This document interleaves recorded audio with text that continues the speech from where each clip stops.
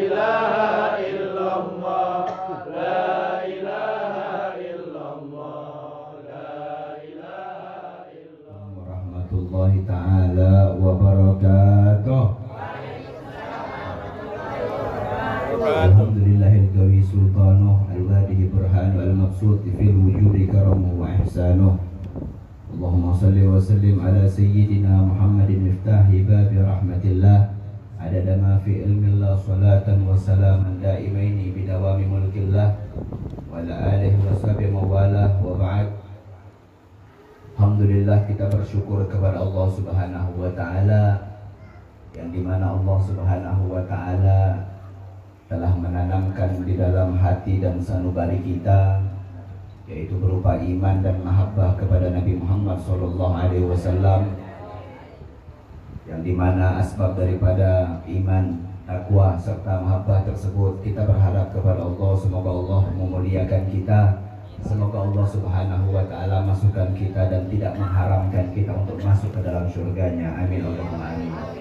Salawat serta salam tidak lupa pula lah kita haturkan dan kirimkan kepada sosok agung, kepada panutan, kepada sang kekasih baginda Nabi besar Muhammad sallallahu alaihi wasallam, yang dimana Rasul sallallahu alaihi wasallam telah mengeluarkan kita yaitu minat zulumati ilan nur, yang dimana asbab daripada perkumpulan kita duduk di tempat yang penuh mubarakah ini memuji dan mengagungkan serta memuliakan nama Nabi Muhammad SAW.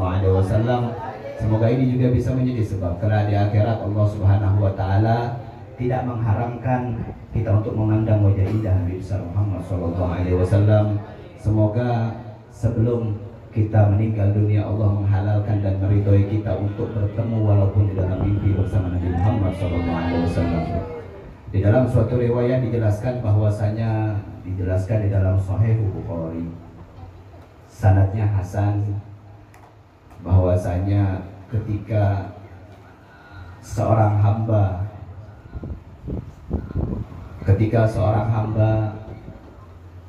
diturunkan ke liang lahat, dimasukkan ke dalam kubur, ketika seorang hamba meninggal dunia, kemudian dia diciumkan ke dalam tembok kuburnya, kemudian dia ditanam, dikuburkan, serta ditinggal oleh karib kerabatnya, ditinggal oleh anak istrinya, ditinggal dari orang tuanya, ditinggal dari teman-temannya.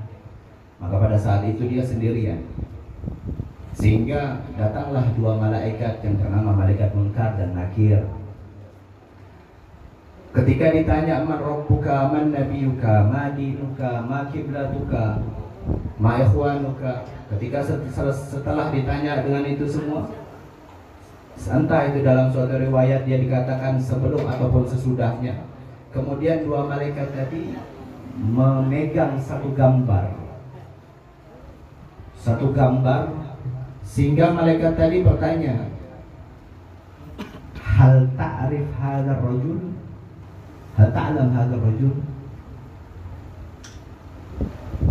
Dipegang gambar tersebut, yang dimana gambar tersebut adalah seorang pemuda yang sangat tampan baginda Nabi besar Muhammad SAW. Kemudian malaikat tadi bertanya, apakah engkau mengenal gambar ini?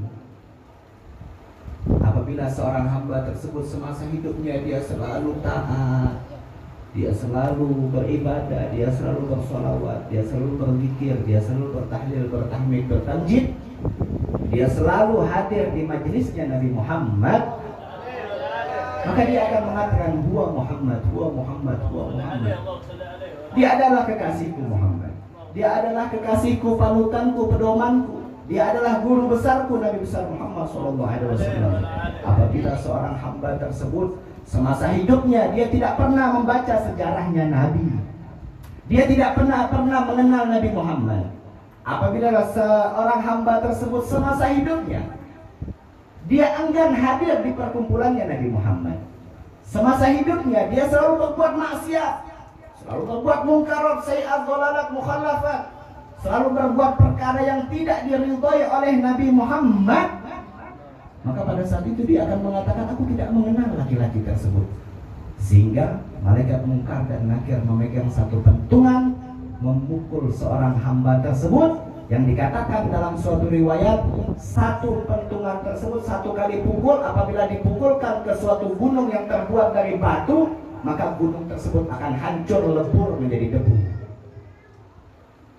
Itu yang akan dipukul, itu yang akan digunakan oleh malaikat untuk memukul seorang hamba yang tidak mengenal Nabi Muhammad SAW.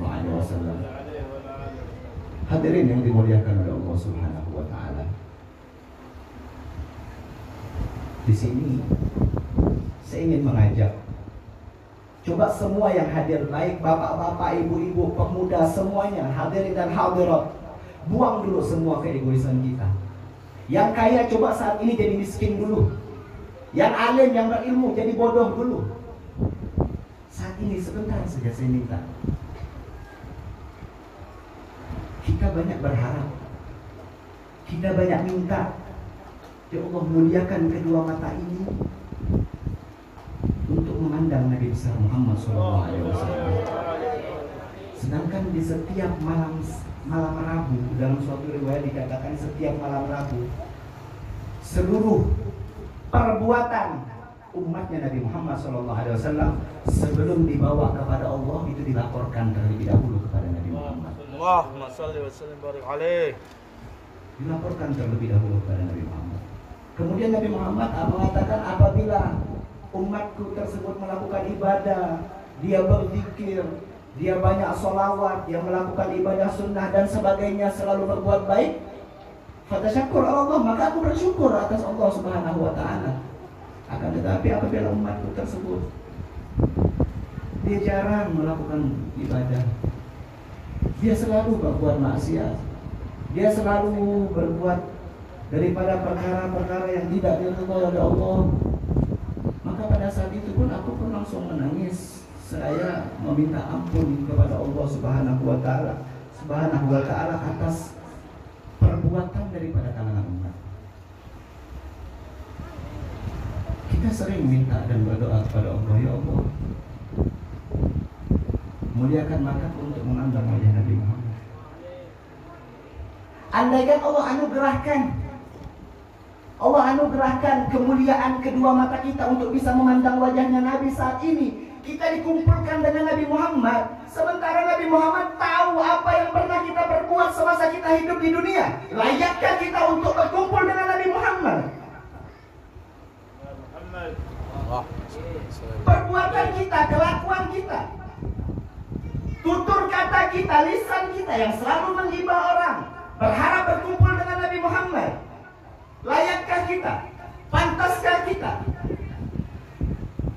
Nah, hadirin, andaikan Allah anugerahkan hal tersebut, kita sedang berkumpul nih bersama Nabi Muhammad dan orang-orang mulia.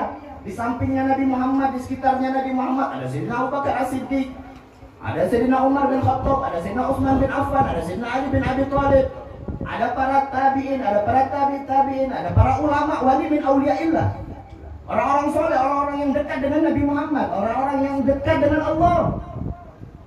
Andaikan Allah izinkan, hei fulan bin fulan, coba ente hadir di perkumpulan tersebut, perkumpulannya Nabi Muhammad dengan orang-orang mulia. Allah anugerahkan, maukah kita berkumpul? Tidak malukah kita dengan perbuatan kita? Kita jangan merasa diri kita ini tidak punya dosa, hadirin. Jangan merasa diri kita ini suci. Jangan merasa diri kita ini mulia. Jangan merasa diri kita ini tidak pernah berbuat kesalahan. Kesalahan terbesar, dosa terbesar adalah ketika kita tidak merasa diri kita berbuat dosa. Kesalahan terbesar adalah ketika kita merasa diri kita tidak pernah berbuat salah, merasa diri kita suci. Sesungguhnya innal insana mahalul khata' wa nisyan, sesungguhnya manusia itu tempatnya salah dan lupa. Kita ahli maksiat yang hadir di sini. Yang hadir di sini bukan orang suci. Yang hadir di sini bukan orang mulia. Adalah orang-orang yang bergelimangan dosa.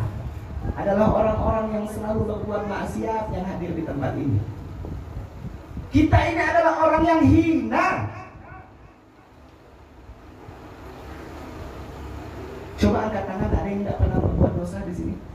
Ada? Ada? Tidak. Semua pernah melakukan dosa. Dalam suatu riwayat dijelaskan Nabi Musa alaihi salam yang digelar sebagai Kalimullah, yang sering berbincang-bincang, dianugerahkan oleh Allah bisa berbincang-bincang dengan Allah. Pada suatu ketika Nabi Musa bertanya dengan Allah Subhanahu wa taala, "Ya Rabb, duhai Allah, andaikan ada orang yang ahli ibadah, andaikan ada orang yang ahli ibadah, dia memanggil namamu ya Allah, ya Rabb, maka apa yang engkau jawab, duhai Allah?"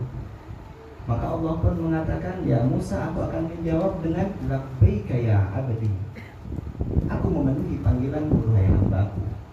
Ya Allah, andaikan ada orang yang zuhud, yang tidak cinta dengan dunia, yang sama sekali di dalam pikirannya adalah Allah, Allah, Allah, dan Allah, yang jarang berbuat maksiat, yang tidak pernah seumur hidupnya berbuat maksiat, andaikan dia memanggilmu, duhai Allah, ya Rabb, maka engkau akan menjawab apa? Labbaika ya abdi. Aku memenuhi panggilanmu, duhai Allah. Maka terlintas di pikirannya Nabi Musa alaihi salam, ya Rabb, andaikan orang yang ahli maksiat, seumur hidupnya banyak betul kemurkaanmu terhadapnya ya Allah, seumur hidupnya dia selalu berbuat maksiat kepadamu, duhai Allah, maka ketika dia mengubah, mengalihkan daripada hidupnya menjadi orang yang baik, dia bertobat kepadamu seraya dia mengucapkan ya Rabb, maka Allah pun menjawab, mengatakan apa? Labbaika, labbaika, labbaika ya abdi. 3 kali Allah memenuhi panggilannya. Seraya Nabi Musa mengatakan, ya Allah, sedangkan orang ahli ibadah engkau panggil, engkau menjawab dengan 1 kali saja. Aku memenuhi panggilanmu. Orang yang zuhud, orang yang alim, engkau panggil, engkau jawab panggilan mereka hanya 1 kali panggilan, hanya 1 kali jawaban. Sedangkan orang yang ahli maksiat ini engkau jawab daripada panggilannya dia dengan 3 kali panggilan. Maka pada saat itu pun Allah mengatakan, ya Musa, duhai Musa, sesungguhnya orang yang ahli ibadah, ketika mereka memanggilku, kata Allah, ketika mereka memanggil namaku ya Rabb, mereka memohon kepadaku, mereka mengharapkan dengan ibadah yang pernah mereka lakukan. Mereka tidak langsung bergantungan dengan Allah, melainkan mereka bergantungan dengan ibadah yang pernah mereka lakukan. Begitu juga orang yang ahli zuhud, orang yang ilmu, orang yang berilmu, mereka beribadah, mereka memanggilku, mereka masih bergelantungan dengan amalan yang pernah mereka perbuat. Sedangkan orang yang ahli maksiat, mereka tidak pernah berbuat baik, mereka tidak pernah berbuat pahala, mereka tidak pernah berbuat ibadah, sehingga mereka tidak bergantung dengan amaliyah mereka, melainkan langsung bergantung kepadaku, sehingga aku menjawab daripada panggilan mereka 3 kali panggilan, 3 kali jawaban, labbaika ya abdi, labbaika ya abdi, labbaika ya abdi. Hadirin yang dimuliakan oleh Allah, kita ini yang hadir di tempat ini, yang berkumpul di dalam perkumpulan ini, saat ini saya katakan kepada kalian, tidak pantas kita dimasuk ke dalam surga ya Allah Subhanahu wa ta'ala. Kalau mau lihat amal ibadah kita, kalau mau lihat kelakuan kita, kalau mau lihat lisan kita yang selalu menggibah, mencaci maki, tidak ada yang baik dalam lisan kita ini, tidak pantas kita masuk ke dalam surganya Allah. Pantasnya apa? Pantasnya kita ini dibakar, dipanggang di dasar daripada neraka jahanam.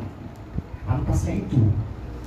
Tapi ingat, Allah itu Ghafur, Allah itu Maha Pengampun, hadirin.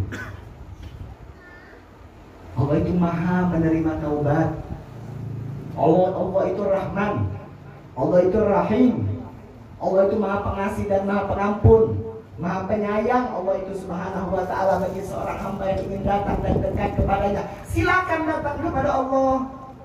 Kenapa kau tidak mau datang?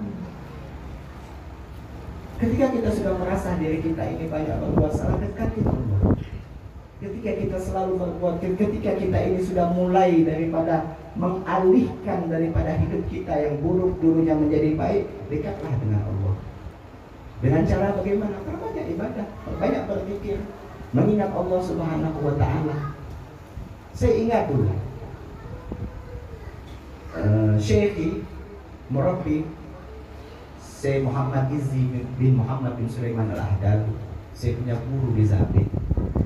Saya lagi baca kitab.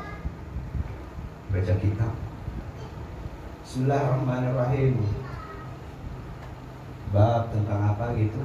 Kemudian beliau katakan, ya Muhtar, kefil kitab. Wahai Muhtar, tutup kitab ini.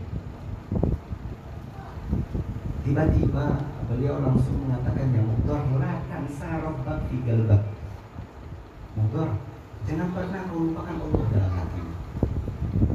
Saya terdiam, kaget. Ya Syekh, wa kif tariqatuhu ya Syekh? Duhai Syekh, lantas bagaimana caranya? Di dalam hati ini bagaimanapun keadaan seperti apapun, saya tidak bisa melupakan Allah. Bagaimana caranya? Kemudian beliau pun mengatakan, ingat saja duhai Muhtar, ketika engkau jalan, ketika engkau di mana saja, ingat saja bahwasanya engkau ini hambanya Allah. Engkau ini selalu dalam pantauan Allah. Ingat saja itu. Itu saja yang selalu kau ingat. Hingga pada awal susah untuk membiasakan diri kita untuk melakukan hal tersebut. Akan tetapi semakin lama, bagaimanapun keadaanmu, bagaimanapun engkau sedang bergaul dengan sahabat-sahabatmu, engkau tidak akan pernah lupa dengan Tuhan. Caranya bagaimana? Biasakan diri untuk berzikir kepada Allah Subhanahu wa Ta'ala, sehingga bagaimanapun keadaan kita, walaupun kita sedang berkumpul bagaimanapun, tertawa, terbahak-bahak, tapi hati ini tetap ingat kepada Allah Subhanahu wa Ta'ala. Ada seorang pemuda yang derajatnya begitu tinggi di sisi Allah Subhanahu wa Ta'ala. Dia sudah merasakan halawatul iman. Dia sudah merasakan manisnya iman. Dia sudah merasakan lezatnya Islam. Siapa namanya? Sayyidina Haritha. Seorang pemuda yang umurnya masih belasan tahun. Pemuda, sahabatnya Nabi Muhammad SAW. Sayyidina Haritha ketika bertemu dengan Rasul SAW, berpas-pasan, Rasul SAW bertanya, ini suatu motivasi bagi diri kita.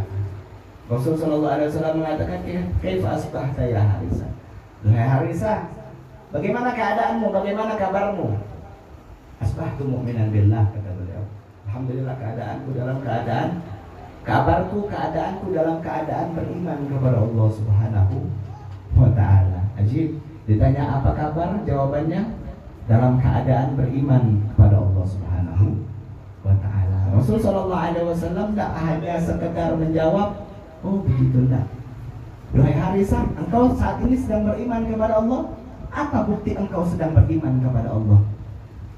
Buktinya apa? Tidak hanya mengatakan sekedar beriman kepada Allah. Buktinya apa? Ya Rasulullah, mustawain bi, sama di hadapan mataku ini, bainal hajar wal fiddah, antara batu dan emas sama di hadapan mataku. Tidak melihat batu itu hina di segi dunia, emas itu mulia di segi dunia. Tak, sama saja di hadapan mataku. Seperti apa? HP Titut dengan iPhone keluaran terbaru pada saat ini, sama saja di hadapan mataku, kata Sayyidina Haritha. Kemudian dia mengatakan, wa ka'anzuru ila arsyir rahman bariza. Duhai Rasulullah, seakan-akan tampak jelas, hak benar adanya di hadapan mataku ini arsy-Nya Allah, tiang-tiang daripada arsy-Nya Allah. Wa ka'anzuru ila ahlil jannah fil jannah yatana'amun, wa ka'anzuru ila ahlil wa ka'anzuru ila ahlin nar fil nar yasukun aw kama qala. Dan nampak seakan-akan di hadapan mataku ini penghuni surga sedang menikmati surga, penghuni neraka sedang disiksa dengan siksa yang sangat pedih. Ya Haritha, engkau ini masih di dunia, belum meninggal dunia, tapi apabila orang yang sudah imannya sampai puncak, maka semua yang satir, semua penghalang itu akan dibuka oleh Allah Subhanahu wa ta'ala. Kemudian Rasulullah SAW mengatakan istiqomalah dalam keadaan tersebut. Maka pada saat itu Sayyidina Harisah sudah mengatakan, ya Rasulullah, aku sudah mencapai makam seperti ini, duhai Rasulullah, aku sudah tidak tenang untuk hidup, duhai Rasulullah. Mintalah kepada Allah agar aku meninggal dunia, duhai Rasulullah SAW. Pemuda belasan tahun.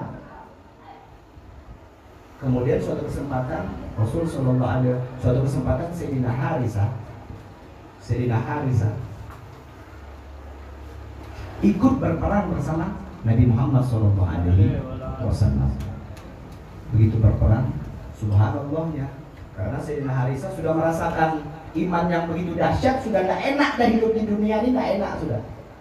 Kenikmatan dunia itu tidak ada apa-apanya dibandingkan kenikmatan yang telah dirasakan oleh Sayyidina Harisah. Kemudian dia berperang di jalan Allah Subhanahu wa ta'ala dan doanya dikabulkan dan dia mati syahid di perang Badar. Dia mati syahid di perang Badar.